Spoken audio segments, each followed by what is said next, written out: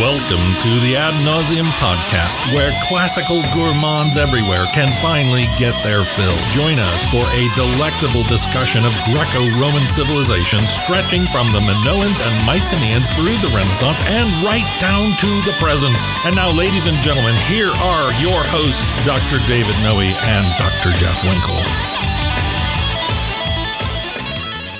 Welcome, listeners, to episode 45 of the Ad Nauseam podcast.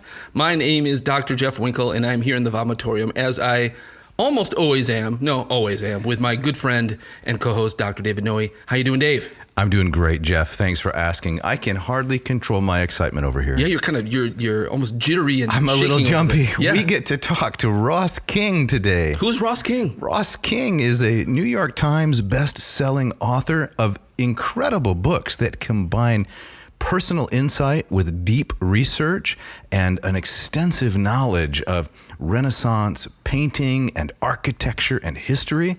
This guy does it all. He does it all. And it's phenomenal. It's phenomenal, and it's so accessible too. His stuff, it reads like just a great novel. Absolutely. And it's I don't know how he threads that needle. And maybe he'll explain it today. We're going to find out today, I think, a little bit. You know, it was many, many years ago when I read the first of the books of King that I've read, Brunelleschi's Dome. I was blown away, absolutely blown away. And since then, I've slowly been reading the other works in his corpus. Fantastic, yeah. Same here. I think it was our friend and former colleague Ken Bratt who he lent me Brunelleschi's Dome. I had not heard of Ross King before, and I had just been to Florence and seen the dome, and I read this book, was blown away, and I was kicking myself for not having read the book before. Precisely. I went. Yeah. And I have an anecdote along those lines that we're going to bring up when Ross gets on the air with us here in just a minute. To talk about that kind of thing. But it is it's amazing that we were able to get him as a guest. Had I known that we were going to end up talking to Ross King, we'd have started this podcast years ago. Seriously. But the wonders of those interwebs, people are accessible in ways that you don't even dream of. No, it's really something. It's cool. Right. But let's get to our shout out today. Are you going to do the shout out? I am. Okay. Yep. This goes to a wonderful young woman named Julia Vandermolen. So Julia was a student of both yours and mine. Yes. And she says she'd be tickled to be shouted out to on Ad Nauseam. And she's coming to us from Hudsonville, Michigan, nearby. And she says, quote, she's way too modest, but she says, "My only real claim to fame is that I've had you both as professors. Maybe the only mathematics major who can say that." Yeah, I mean, that was one of the things that really impressed me about Julia is that I think she went on to further her education in mathematics. Yes. But she was one of those Renaissance women. She studied Greek. Yes. She studied Latin, and she could do math at a high level. Right. And she was a very good student for us, too. Phenomenal. Yep. And went with us on our trip to Greece in 2011. That's right. Yes. Just so grateful, Julia, that you're listening and supporting the podcast. Yeah. And thanks for being that kind of Renaissance woman who keeps these interests alive, even if it's not your main vocation. It's an important avocation. Indeed. So thank you. Indeed. So we are just so thrilled that you are here. We're really grateful. We email a number of persons whose work we admire and think it's interesting. And, you know, they don't always write back, to be honest. I always find it odd that, I've, over my professional career, I've contacted various people, often not asking onerous duties of them, and they don't respond. Right. I'm never sure what to make of that, whether they're so busy they don't see it, or whether they're just contemptuous of all such requests.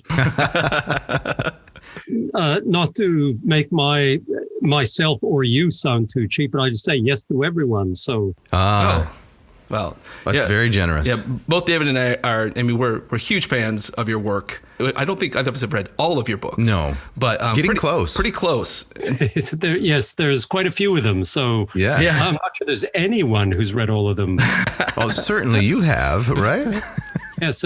Well, although some of them I've not read for a long time. So. Yeah. Well, the first one that I read was Brunelleschi's Dome. And then just recently for my birthday, my wife said, what do you want for your birthday? I said, well, I want the book on Leonardo and the Last Supper. And it just appeared like magic. So. Oh, fantastic. Well, you have very good taste, and so I'm very glad to hear that. Yeah. So as we get started, we have a series of questions and so forth to maybe guide and shape the conversation a little bit. Jeff, you want to start out with this? Sure. So the podcast that Dave and I do, this Ad Nauseam, is largely focused on the classical world, the ancient Greek and Roman world. Also, its reception in later centuries to the present day.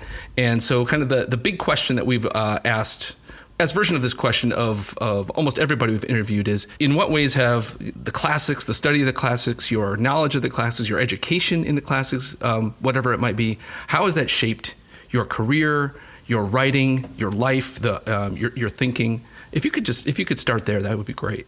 Sure. Well, I should begin by confessing I don't have an education in the classics as such, or I don't have an education. My degree was in something completely different from anything I've gone on to do, or my degrees rather. My undergraduate were in English literature and history, and my graduate degrees are in English literature, and specifically 18th century English literature, which I have not worked on and not even really thought a lot about, I guess we could say, since the day I defended my thesis, which was many years ago. And so I went on to do other things. So I guess I'm an autodidact in some way in the fields of study that I've eventually come to. So when did you first visit Florence? Because obviously Florence is the main character in at least each of the novels of yours that I've read. When is your first experience in Florence? It was in the mid-90s, so we're going back some 25 years. And I had moved from Canada, where I had done my studies, and I moved to London because I was going to have my rough Canadian edges sanded off the British finishing school education.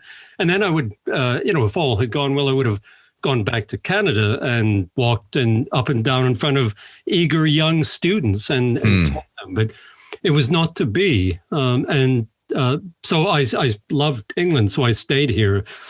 But I also loved the continent, and suddenly I realized I could be in Florence in 1 hour and 45 minutes. And so I started going quite often in the mid to late 90s.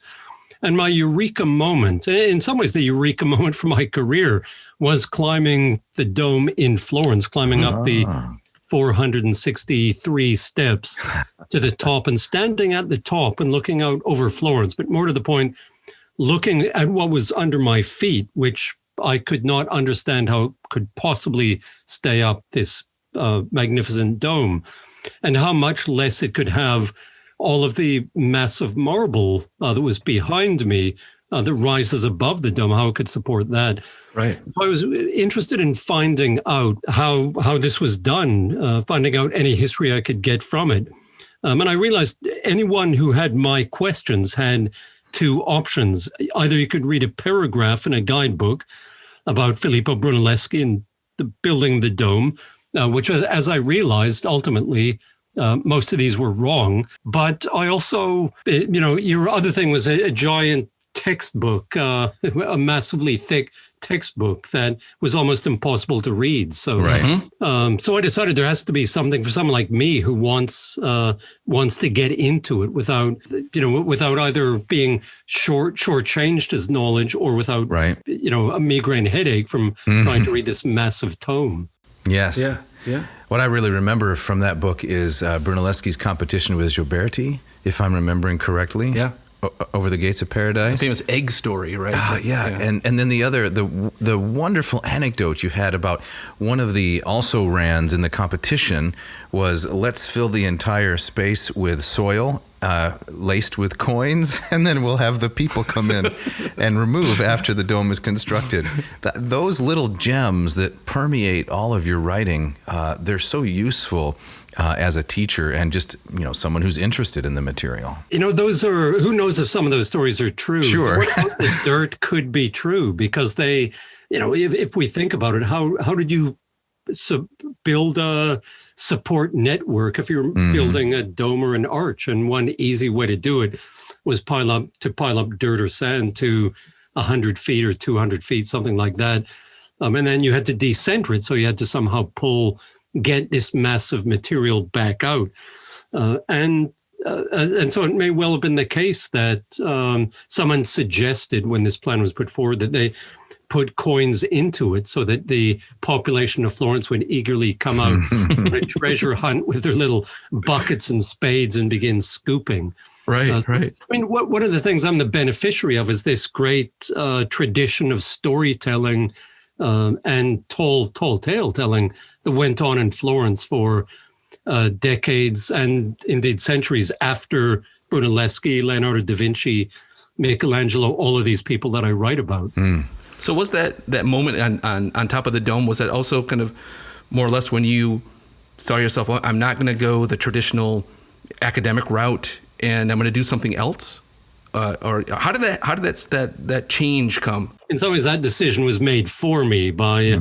I'm envious of the pair of you to have jobs at university, and because I felt stateless for a long time. In fact, I in some ways still do, and the fact that I live my life much as I did when I was a student makes it so I do sort of feel like I haven't really moved on from my grad student days, which was my choice. I think it was 14 happy years in university before I was forcibly ejected. I had done about every degree it was possible to do. And so, but the decision was made because back in those days, the mid-90s, it was difficult to, I think it's difficult today as well. In fact, it might even be. It's worse now. Yeah. A job. Yeah.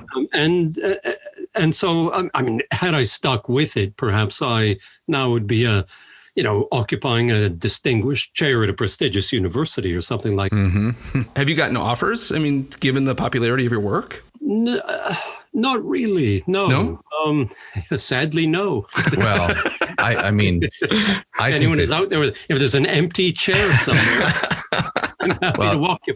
Yeah, but your work is so delightful, frankly, that a tremendous amount of impact on a lot of people. Here's just one anecdote story that I think demonstrates this. So 4 years ago, when I was in Rome and leading some students, and because it was a student group, I was able to tour them through the Sistine Chapel, right? And I had visited 4 or 5 times, but I had never been the person responsible for explaining it. And so I was very anxious.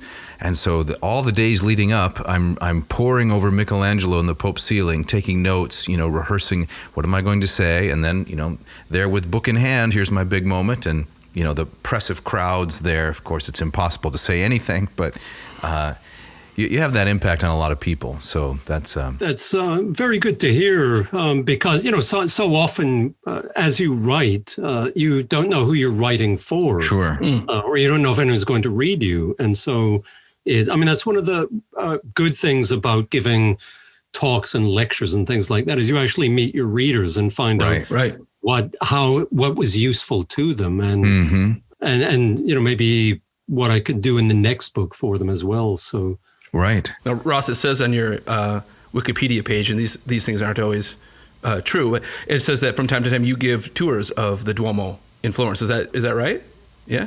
Yes, I've linked up with a couple of organizations. One in Florence called Friends of Florence, which is a charity which raises money for the preservation of works of art in Florence and Tuscany more generally. And so, as part of the fundraisers, people come to Florence and we climb the dome and look in the cathedral, go around the Uffizi, look at churches in Florence, and then sometimes do programs which take us to the Sistine Chapel or to Milan, to the Last Supper and things like that. And I work with the Smithsonian and, various groups to sort of spread what I think is my enthusiasm for Italy, for Italian culture, for the art and learning of the Renaissance.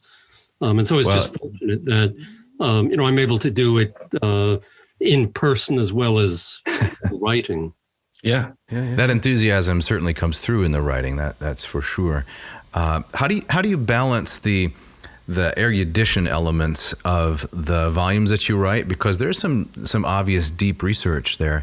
How do you balance those elements with the narrative, novelization, storytelling elements? Because that thread really maintains people's interest, I think, quite well. Mm-hmm. Yeah, it's a fine line because I'm very reliant on on academics and scholars, both from the last, or contemporary ones who've been publishing the last year or two, but also people who over the past century or past couple of centuries have done work in the area. But most of them, or virtually all of them, especially academics writing today, are writing for very small audiences. Right. Exactly. They often have absolute gold dust. They have wonderful stories, fantastic statistics, which they can't make a lot out of because a good friend of mine is Martin Kemp, who's the great Leonardo da Vinci scholar. And he said to me one time, he said, Ross, you can be interesting. He said, I'm not allowed to be interesting. I'm sort of he's the king. I'm the court jester. Or something I can tell the funny stories and speculate about things because I'm hoping to have a wider readership.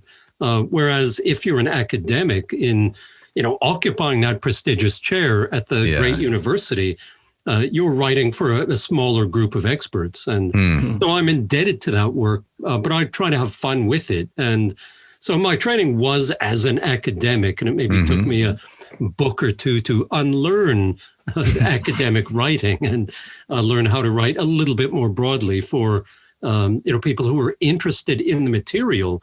And a lot of people are interested in the art of the 15th century, 16th century. Sure. And so I want to share what I know and what other people have written about it with them in a way that they can understand and appreciate.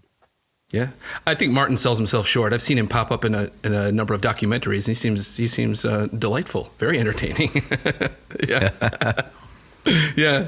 But yes, his book on, he's written the best book ever on Leonardo da Vinci, which is Marvelous Works of Nature and Man, published in the 1980s, still in print. And I find it really interesting and incredibly useful. But if you don't, if you haven't read much about Leonardo da Vinci, that's probably not the best place for you to start because it is operating at a very high level, whereas I start a bit lower down on the scale and hopefully can draw in more people.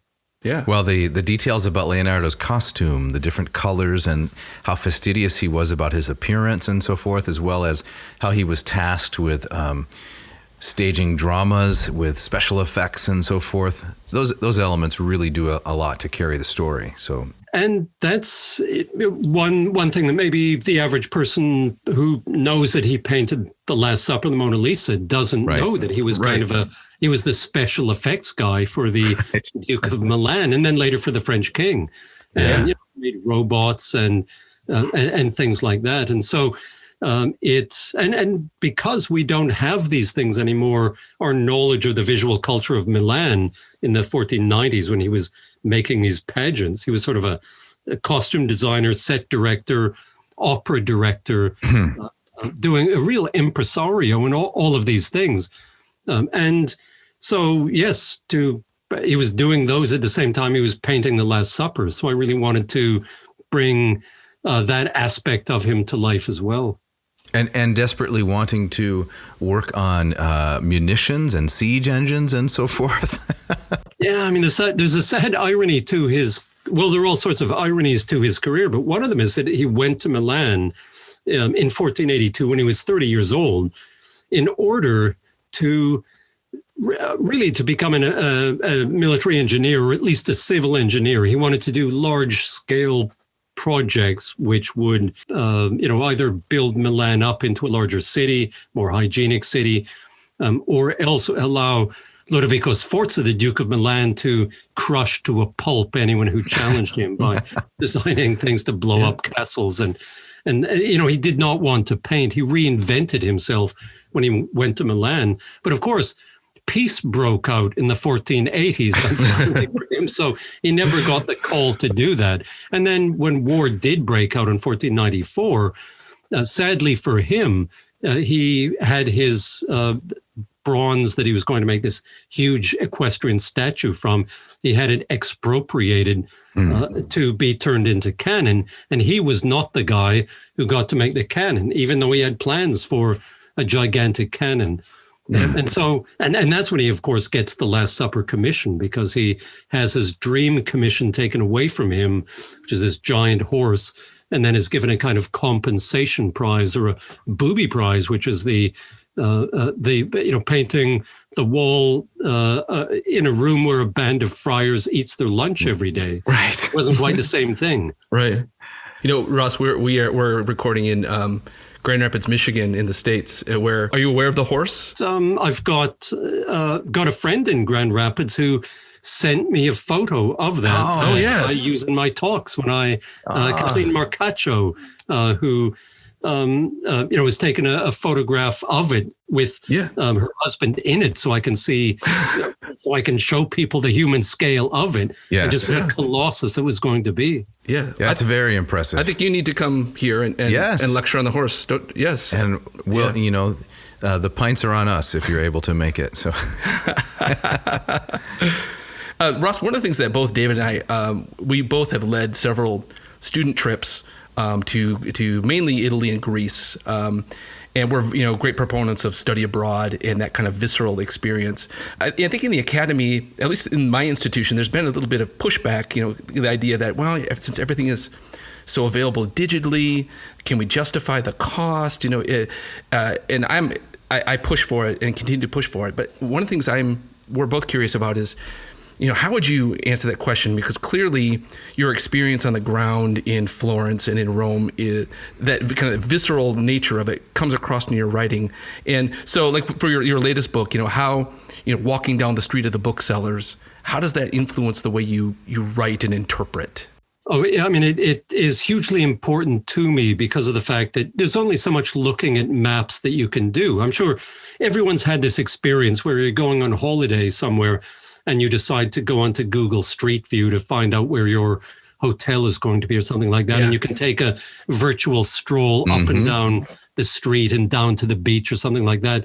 And you get there and you find out that what you saw on Google Street View, useful as it is and interesting as it is just, it's a fragment of what you experience when you're actually there. Because once you're breathing the air and your boots are on the ground, and you can smell things. And in a city like Florence or in large parts of Rome, what you see is exactly what they saw back in my case, the 14 and 1500s. I mean, Florence is very similar in its architecture, apart from the Piazza della Repubblica, which is a 19th century creation. Otherwise, so much of Florence within what used to be the walls is the architecture that would have been there in the 1400s and 1500s during the golden age of Florence.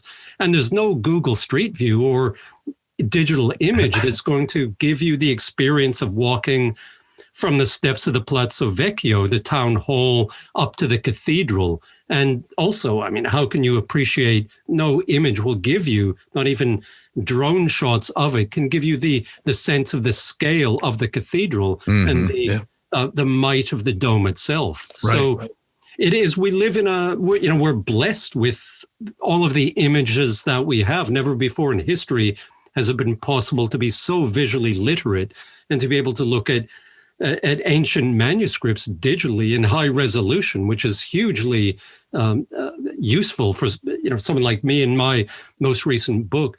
But there is still no substitute for actually being physically present. Absolutely. And using the language and eating the food and experiencing it in that way. Well, having the sore calves when you walk down the steps of the Duomo and then going for gelato and reflecting on the whole experience, it's really quite different. Well, I had a good experience with my book on Michelangelo because I found out where his studio had been when he was working on in the Sistine Chapel in 1508 to 12. The street is now gone because Mussolini bulldozed that area. But I was able to find out approximately where it was. And then I thought, I'll walk from here up to the front of St. Peter's to see how long that would have taken him each morning. And doing that, I realized, it would have taken 15 minutes or something. But what struck me then was something that I probably wouldn't really have grasped just looking at it from a map, or street view was that he would have walked past the giant pile of marble that he had quarried for his dream commission, which was the tomb of Julius II, which was taken away from him because he too, 10 years after Leonardo da Vinci was so disappointed in having his monumental sculpture of the bronze equestrian statue taken away from him and given the Last Supper, Michelangelo had something identical in 1508 when he lost his commission to do the tomb of Julius II, and instead was given the job of painting the ceiling in the Sistine Chapel. And I realized he would have walked past that pile of marble that he had quarried every day when he went to work. And just therefore he would have him. had this failure. Exactly. Yes, this failure staring him in the face quite literally. Wow. It must have been very motivating. Does a man like Michelangelo need external motivation? I assume not, but this must have been something really to drive him. And what a great detail. I mean, who thinks about, aside from you, Michelangelo's walk from his studio to his workplace, but how that would have kind of colored his day every time he did. That's incredible. Yeah. Well, it's that sort of literally the boots on the ground stuff that interests me. What was day-to-day life like back then? What was it like to be alive in 1508 and living in Rome? What were the difficulties of living at that time, and what were the pleasures of living at that time? And so it's that whole, I guess the way I think of each of my books is they're sort of, time travel machines or something. I try to take us back in time and really immerse us, give an immersive experience of the historical period, which I think, the period is interesting in and of itself, but the fact that it has produced people like Leonardo da Vinci or Michelangelo, Brunelleschi, and so forth, just to me makes it that much more worthy of study. Absolutely. Yeah.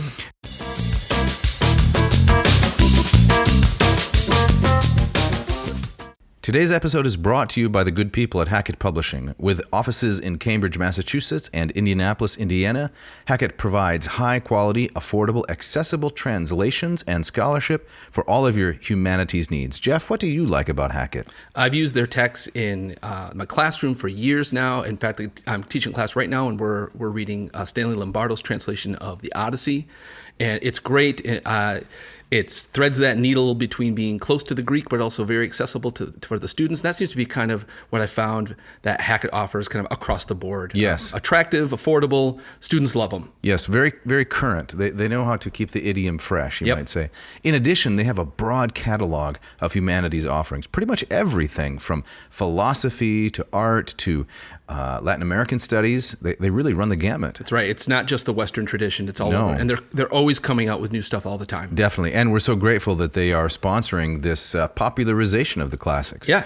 So how can you show some appreciation, listener, if you'd like to, and get yourself a great deal? Jeff, can you tell them? Yes. All they have to do is go to hackettpublishing.com, HACKETT publishing.com, and you find what you want to purchase. You type in AN2021 into the coupon code, and you will get 20% off and free shipping on anything you order. That's amazing. 20% off, free shipping. The code is AN2021. Go to hackettpublishing.com. Check it out. This episode also brought to you by Ratio Coffee. Ratio Coffee, a company from Portland, Oregon, comes from our good friend Mark Helwig. They have solved your home brewing needs. With the Ratio 6 and the Ratio 8 machines, you can brew professional, exquisite coffee right there on your kitchen countertop. Dave, what do you like about Ratio? Well, I love the beauty of the machines. There's nothing cheap or plasticky in how these things are put together. It's all aluminum and wood. Beautiful accents, beautiful modern design. I'm not really a modern guy for the most part. I like classical things when it comes to aesthetics. But this is an exception because this is a beautifully put together machine. And it brews incredible coffee. It does. It's got this Fibonacci shower head that brings 200-degree Fahrenheit water down into the cone. It allows the harsh odors and gases to escape into the biosphere. With the bloom stage. That's right. Yep. And then you go into brew and then deposit it into this industrial strength but not industrial looking carafe is your delicious, sweet, tangy coffee. Yeah, in no time at all, you're about to have a great morning. That's right. Yeah. So yeah, I have the Ratio 6. I am never disappointed. When I hit that button, I know there's great coffee on the way. Waiting down the line. And listener, you can go to Ratio Coffee, RATIO, coffee.com, RATIO, and check out the Ratio 6. Enter our special coupon code exclusively for Ad Nauseam listeners, ANCO. What is that, Jeff? The ANCO. ANCO. That's the code. ANCO. Yep. Ad Nauseam Coffee. And you will get 15% off the Ratio 6. You won't regret it. This episode is also brought to you by the good people at Ad Astra Roasters of Hillsdale, Michigan. Patrick Whalen and his crew there, they're roasting some delicious beans. That's Ad Astra, ADASTRA, roasters.com. Jeff, which blends do you like? I'm still drawn to the Tenebris, but everything I've tried from Ad Astra, the Huehuetenango is great. Their poetry series, which they've sent us a number of bags of attractive, they come in attractive packaging. Mm-hmm. Everything I've tried, I like the darker blends. Yeah, I do too. Yeah, it's great, it's varied, it's interesting. Yes, every bag contains some delicious notes of coffee, and like you were saying, there's poetry on the outside. It's really quite delightful. Yes. Now, Ad Nauseam listeners, you can score for yourself some of this great 80% or better on the coffee roasting scale brewed beans by going to adastraroasters.com, ADASTRA roasters.com, and we have a coupon code there, right? We do. I believe this one is ANAA. ANAA. Yep. Enter that coupon code, get 10% off any order, and they have a monthly subscription service. Yes. So don't hesitate. You will not be disappointed. Check it out.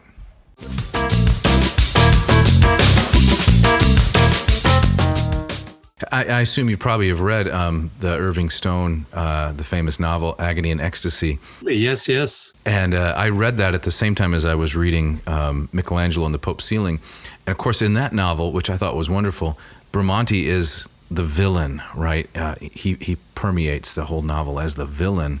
And but he looks quite a bit better in your Leonardo book. Well, yes. I mean, I love that book a lot, and that's one of I'm very fond of it because I probably read it for the first time when I was 13 or 14, and it was it's a thickish book, and yes, it and another book of sort of equivalent length that I read around probably the same year, an adult book I felt that required a commitment of time and also linguistic skill to get through. It was Dracula by Bram Stoker. So I read those two books, not back to back, but they were really the first adult books I read, or the first books probably written for not someone who was 13 or 14, whatever I was at the time. So I'm extremely fond of it. And he did a lot of research, Stone, for it. But Bramante traditionally was the enemy because for Michelangelo, he was the enemy. He was the one who was trying to thwart his plan to build the tomb. And he was the one who was maybe going to have him buried in the foundations of St. Peter's if Michelangelo crossed him in some way. But of course, that we know now, 500 years later, that all of that was in Michelangelo's paranoid imagination, and Bramante wasn't actually that villainous. I mean, I love that idea of having a villain in a book, but Bramante doesn't quite fit the bill. And in fact, he was a great artist in his own right, and someone that was, as you say, very helpful to Leonardo da Vinci and a very good friend of his. And apparently was the model, you argue quite persuasively, for one of the apostles in the painting. That's right. With the Last Supper, I think the most interesting thing that anyone said about it when it was unveiled in 1498 or for the next decades afterwards, the most interesting thing anyone said is that it said, when I look at the Last Supper, I see not just Christ and the 12 apostles, but I see the eminent courtiers at the Duke of Milan's court in Milan. And so that was all I needed to try to identify who these eminent courtiers were. And Bramante is he was the architect. He was rebuilding the church in which we find in the monastic complex in which we find the Last Supper, Santa Maria della Grazia. He was reconstructing it at that time, and therefore, and he was a friend of Leonardo, so I thought he has to be in it. And we happen to have a good visual record of Bramante because of his fame. He was painted twice by Raphael. He appears on coins, and there are various posthumous portraits of him as well, based on those.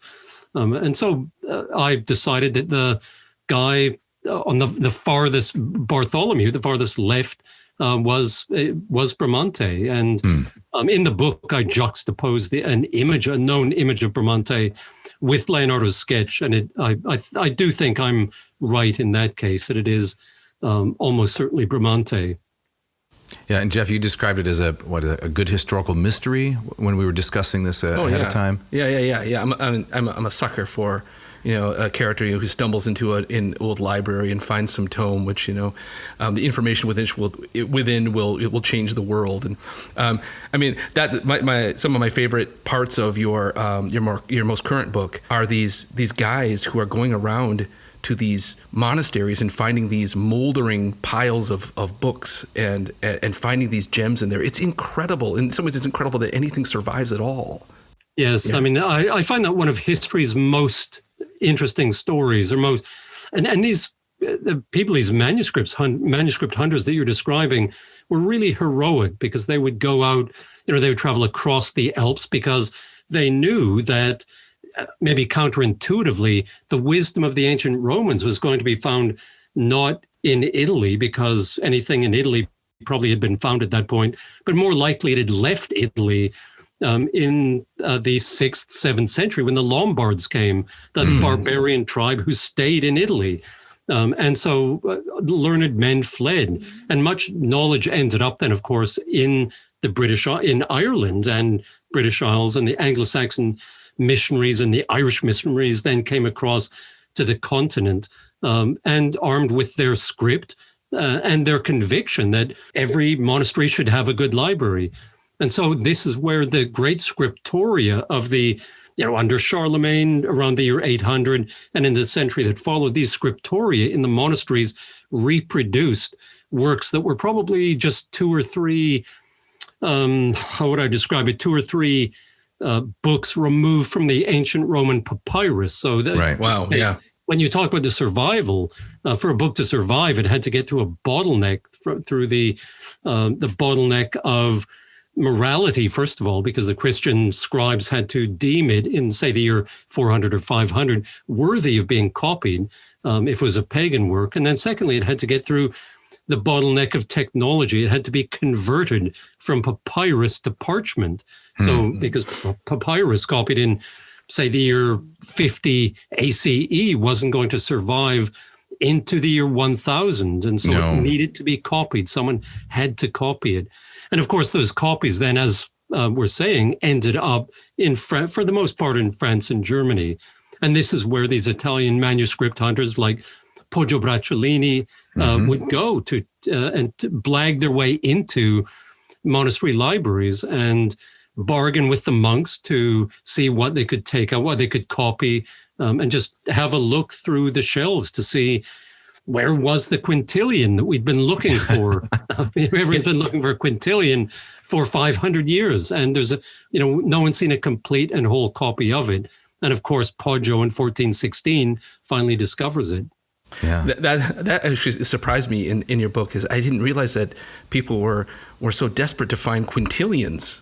They'd known about it, but it had been lost for so long. And when it was found, it was this massive, massive deal. Yeah. In some ways, it stands to reason that they wanted to find him because he was the great writer on rhetoric, the great teacher, right. Probably the greatest teacher of imperial Rome. And so if we as Italians, as Florentines in the 1400s, want to improve our lives, if we want to educate our children better, if we want to learn how to make better speeches, if we want to learn how to conduct more judicious wars or have better political assemblies, Quintilian's the man who's going to teach us how to do it, or so they believed. And so they thought, if we can only find him, this will be the second coming of Quintilian, and he will save us and will help us, make Italy what it was under the Roman Republic and Roman Empire, and resuscitate it once again. So it's one of the endearing things about the 1400s, is this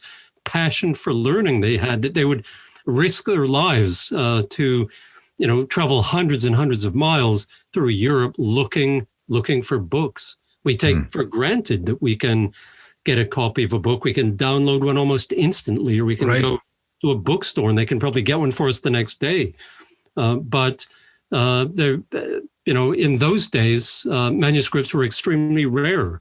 I'm intrigued that the largest private collection in Europe until his death in 1437 was that of Niccolo Niccoli in Florence, who had only 800 books. I checked recently, and the average primary school in Britain has to have 1,300 books. Oh my goodness. So, primary school kids in Britain have more access to knowledge than Niccolo Niccoli, who was a very well-resourced and extremely erudite collector in the early 15th century. And so that just speaks to the paucity of opportunity for learning and getting knowledge. And that's what drove Poggio Bracciolini and the manuscript hunters out of Florence and into the German hinterland to try to find these books that they knew existed, but hadn't seen for centuries. So I don't know if you care to speculate a little bit, but it seems to me, and I can't demonstrate it, that the greater access to knowledge hasn't really led most people to have the same depth of understanding. And I wonder if there's any relation. The statistic you cite, the average primary school has 1,300 volumes, but the largest collection was 800 at that time. Why do we seem to be less deep readers and less concerned about really trying to master an element of human knowledge? I mean, that is a depressing thing to speculate on. But,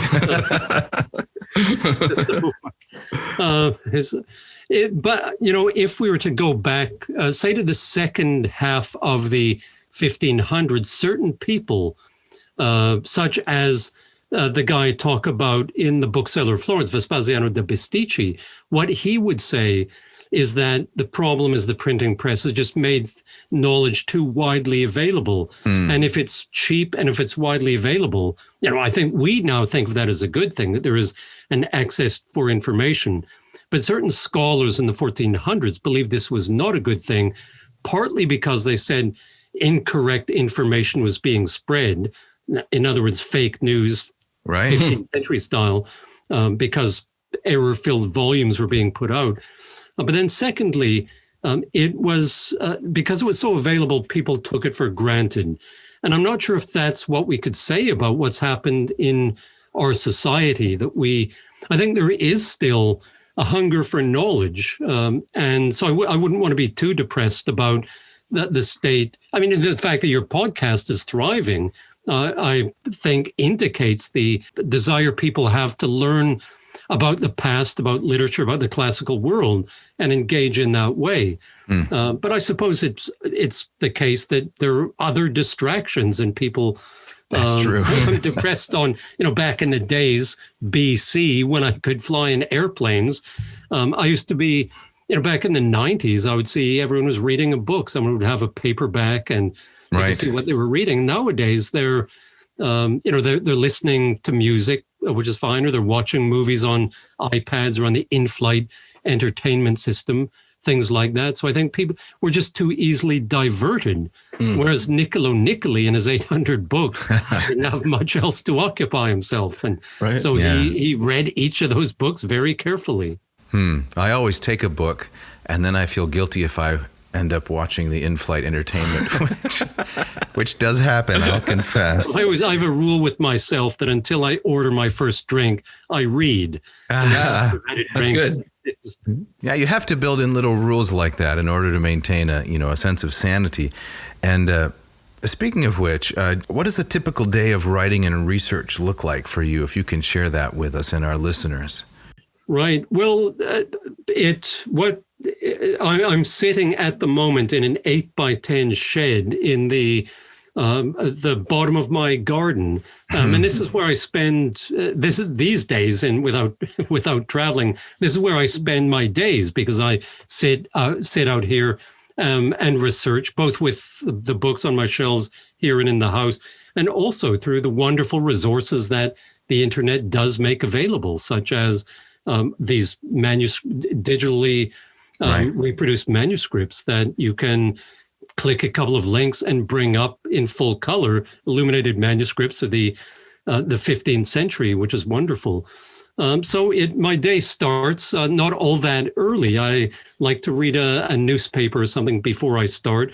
And then I come out here probably about 10 o'clock and do my writing, and I then take a break for lunch, go for a walk after lunch almost every day. I live close to a 2,000-acre park, and so I go for a walk there. I come back and work for another couple of hours before my wife then comes out. She used to have a bell that she rang. Stopped using it when this bell was to tell me it's time to come in and help cooking dinner. Did it make you feel Pavlovian, right? Time to come back to the 21st century. But then for years I tried to get her to get rid of it. But then she found out that the neighbors could actually hear it and realized that she was summoning me like this. So she was a bit embarrassed by it. So it's gone into storage, the bell. But yeah, I then go inside and... That's a charming story. I have to interrupt that. And things like that. That's just such a charming story. That's great. That's great. Now, Ross, has your travels and your research gotten you into like the Vatican libraries or the Laurentian, or to look at these in person? And yeah. Well, I've been able to get behind the scenes access to various things. I've been able to go into the dome, for example, and off the, I'm sure many of your listeners have climbed it. And if you ascend the stairs, this very claustrophobic experience of climbing up between the two shells. But you'll notice as you go up, there are little doors, and I've been able to go through those little doors and see some of the internal aspects of the the dome, which is really exciting. And also, the state archives in Florence, I've worked in, and the National Library, which is on the Arno, big neoclassical building. And there's something extremely exciting about looking at manuscripts that were in the hand of, a priest who's keeping track of what his meals cost that day. In the year 1455 or something like that, something you really, and again, maybe that's an argument in favor of travel, because yes, you can see it digitally, but there's something really exciting about being in the presence of the handwriting of someone who's been dead for 450 years. Yes. And in many ways that experience of witnessing that brings them back to life and brings that period to life for whoever is lucky enough to look at it. Yeah, absolutely. And I've also, I should say, been in the Sistine Chapel when I could see the floor. And anyway, you don't see the floor. No. The floor is full of people. Right. The floor is actually very beautiful. Lovely marble tile work. Right. Well, the same trip I was telling you about, where I was using my copy of your work, Michelangelo and the Pope's Ceiling, we had one of our students, we were able to get all of them to go out the proper door except one who went off to the left, and we couldn't, of course, reunite for another 3 hours because you have a circuitous route from that point on. Do you have a contact via mobile phone or cell phone or something like that? It becomes essential. Yes. Yeah. Right. So how do you select your subjects? Because has anyone written something on Botticelli? He seems like a real likely candidate. Yeah, and I don't think Botticelli has had that sort of treatment where, there are probably monographs, Birth of Venus and things like that, but I'm not sure. The great expert on Botticelli is Ronald Lightbone, who but he's an academic, or he's probably retired now, but he is the, traditionally has been the world expert on him for decades. But obviously he's writing, for a very different market from who I write for. So, interesting you should say that, because I have thought of Botticelli, and I actually have a lot of notes on him from when I have been kicking around ideas about what to do with him. And one of the interesting things that he did was his illustrations for the Divine Comedy. Right. So I thought somehow, Dante and Botticelli brought together in some way might make for an interesting book at some time. But I haven't done enough research into it to quite figure out how, or quite to achieve liftoff without one just yet. And he fell under the spell of Savonarola for a while too, which is so shocking. But Yeah. And what was lost, right? Yeah. Yeah. Yeah, I mean, it's sad to think that he may well have burned some of his own paintings. And Right. Yeah. I've also noticed that, and if you write a book like this, you can use this. That in his adoration of the Magi, he has a self-portrait in there, and to me, he's always been a dead ringer for Roger Daltrey from the Who. He's a good-looking guy, square-jawed, ready to launch into an epic howl from the stage, right? good rock star hair. He did get good rock star hair. It was great. Yeah. Have you had ideas that you've pursued and you get to a point and just say, "Oh, this is not working," or I'm going to set it aside, and haven't gone back to? Fortunately, not yet. Okay. Although I'm always apprehensive of that happening because, your worst fear is you spend, a year doing research into something and then realize, and maybe the editor then, or the publisher says, no, we're not interested in this. Or what could also happen is someone else publishes that book. And therefore there isn't really going to be a market for it. So touch wood, that has not happened to me as yet. But having said that, I do have these ideas like the Botticelli ones, which are just in the back of my mind that I've thought about periodically and may take up at some point. Okay. Great. Can we ask what you're working on now? I'm in the sort of holding pattern that I end up in when I finish a book. And I should say I've been finished this one for almost a year. So I've been in the holding pattern for a time. But what always happens is when I finish a book, I have no idea what the next one is going to be. And in fact, it will often take me at least a year to come up with the next idea and begin developing it. And so I'm researching a number of things and possibilities and just thinking and doing a lot of reading to try to figure out what I might want to start thinking about seriously in terms of a book. So maybe if by Christmas I don't have at least the germ of an idea, say 6 months from now, I might start to get a little bit anxious. But Gotcha. At the moment, I'm relaxing and enjoying not having to, produce my 1,500 to 2,000 words a day. Right. Just waiting for that bell to ring, right? So it's time for supper. Just saying that, yes, it can't ring too soon these days, but I'm sometimes deaf to it, I have to say, when I'm engaged in work. Florence is such a charming city. I went there first in 2004, and my wife went at the time. We were there in June, which of course means it was just an absolute madhouse in terms of space. Even though it was so crowded, it still made such a fine impression upon us. And I've been able to visit in January when, of course, it's very pleasantly empty.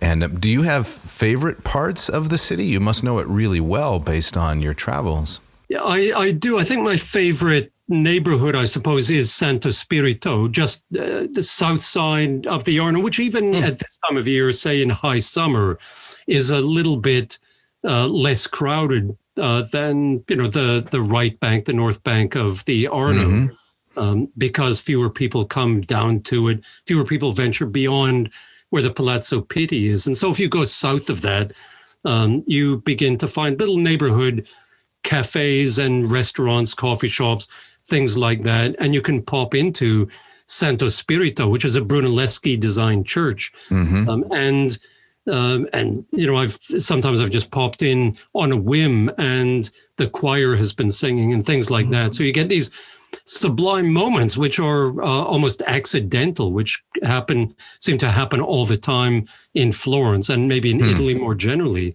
where you get these wonderful aesthetic experiences, which aren't in the guidebook and you weren't expecting or weren't looking for when you got up in the morning. Is it Santo Spirito? Isn't there an early Michelangelo in there as well? Isn't that the crucifix? Yes, right, yeah. Absolutely, well done. Yes, I should say I'm not entirely convinced it's... there's some controversy over that? Yeah. There are good arguments for it being by him. He certainly worked there and he certainly knew the monks. And he may well have done it for them, but there's a bit of an irony to me in that he studied anatomy at Santo Spirito, and that crucified Christ does not look like the work of an anatomist. It's not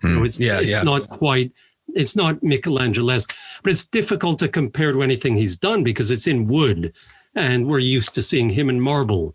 Right. So it's not necessarily a medium which he enjoyed working in, or maybe it's not a medium he had a great facility for working in. Yeah. Excellent. So I myself have only just a couple of more questions, and then maybe Jeff has a couple, if that's okay. This is one actually that Jeff inspired, but have you gotten any pushback from academic circles? So, we're both academics of a type, but we're trying to, in our own little way, popularize and extend the interest in the classics. Do you get pushback from academic critics, and how do you respond when that happens? Not directly, but I do have I have quite a few friends in academia, and in this particular area in 15th and 16th century. And they always tell me they defend my reputation. Oh, well, that's good. Is me. They say, if someone is criticizing me, it's because they haven't read the book. I think my defense, what I would say in my defense against someone who, I'm not sure if I could be seen as a vulgarizer or something like that. No. I'm a popularizer, I suppose. Mm-hmm.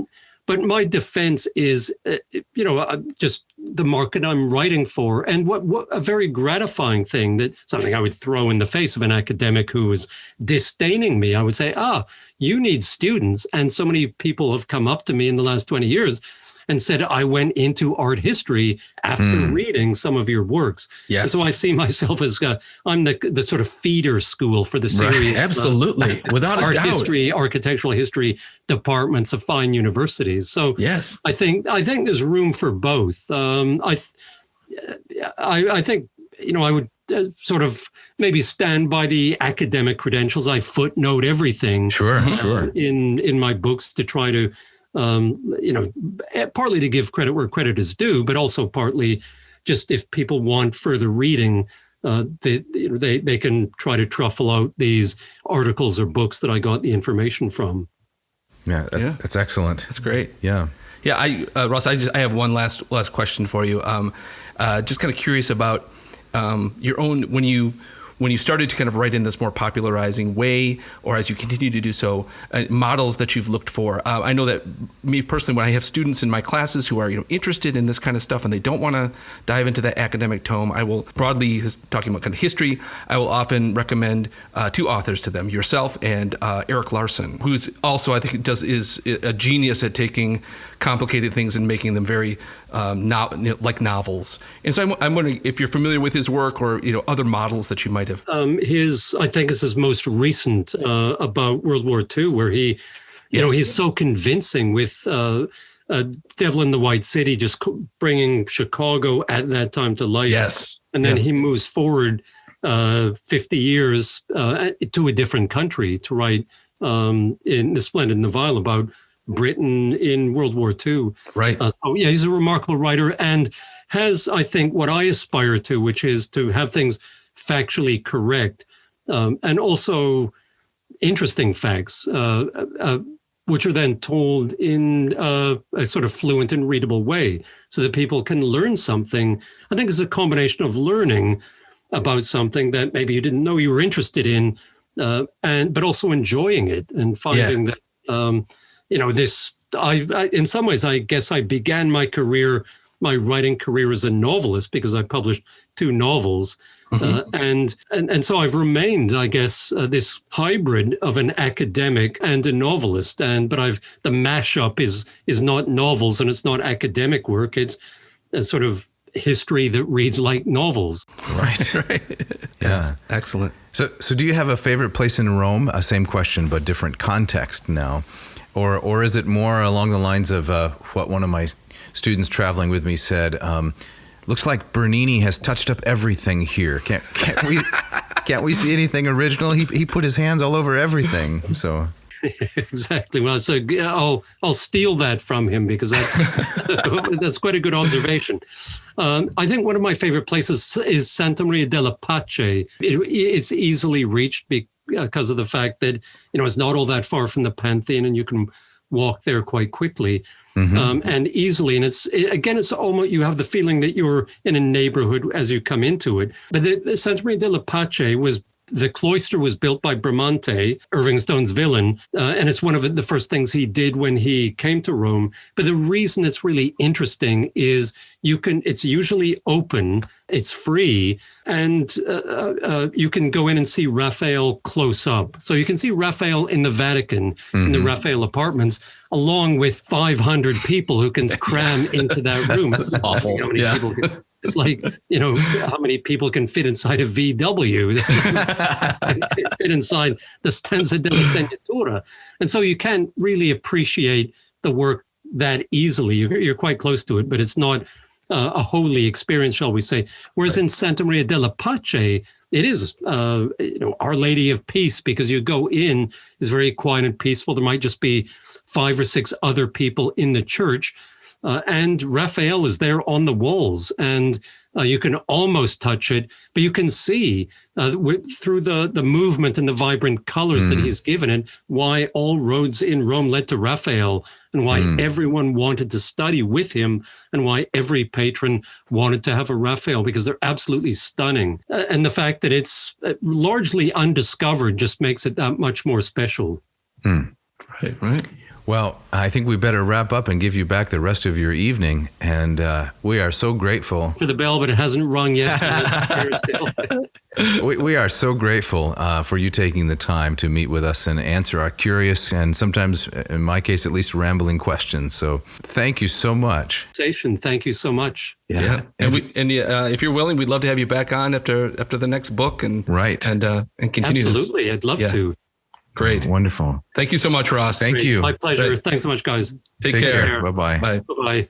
Well, that wraps up this week's episode. Jeff, are you as nerded out as I am? Oh, super. I talk about a fanboy moment. No kidding. Right? That was great.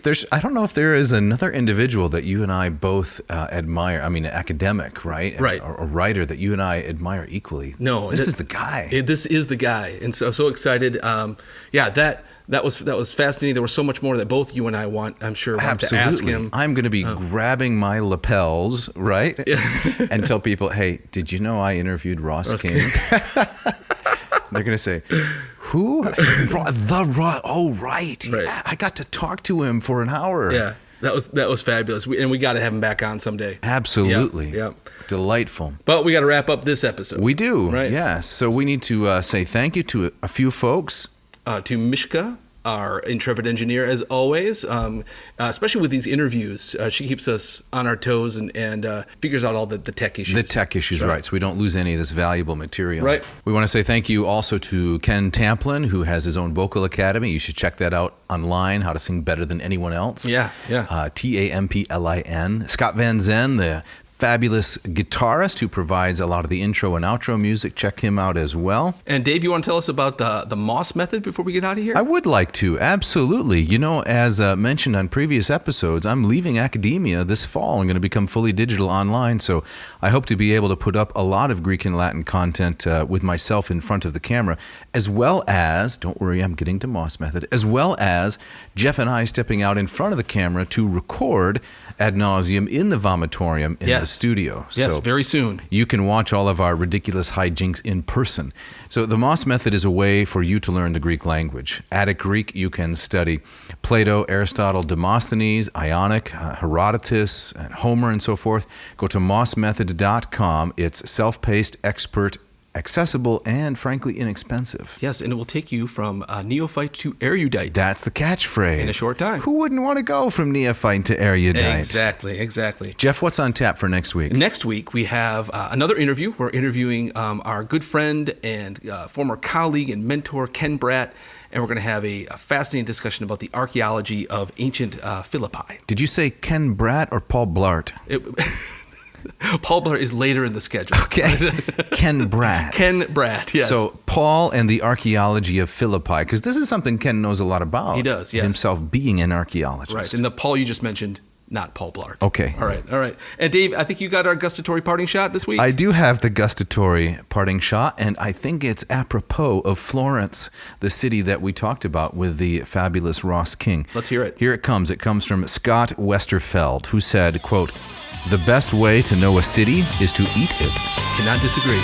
All right. Thanks for listening. Thank you.